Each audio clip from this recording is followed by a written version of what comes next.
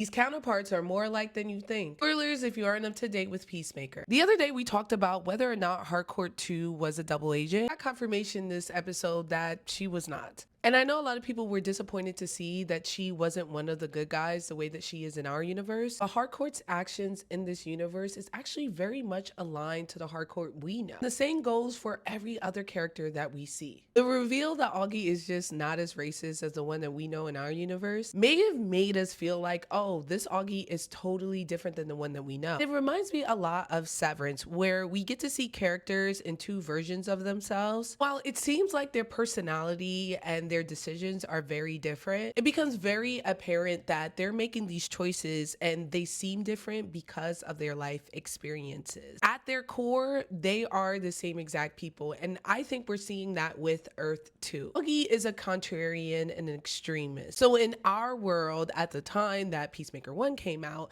that would mean being, a white supremacist. In this universe, being a contrarian is being tolerant to everyone. Adrian is neurospicy, so his circumstances don't actually change his personality. Keith is a golden child, a good boy who idolizes his father and follows him blindly, even if he doesn't. In the world, it was fighting against each other, and truthfully, I think if he grew up, he would have also been a racist. And in this world, he's following the rules, which is under a Nazi regime. And he has to fight against what his father is saying and what he's actually doing. Because as much as Augie tried to make it seem like, oh, I am tolerant, da da da, he still was a superhero killing the resistance, okay? He was still very much complicit. To me, Harcourt is the real tragedy because her storyline displays how she is manipulated to be a weapon of the state in every universe. Harcourt too upholds the system of the patriarchy, and it feels like she enjoys it. And because of that, she's hyper feminine. She doesn't wear pants and she hasn't learned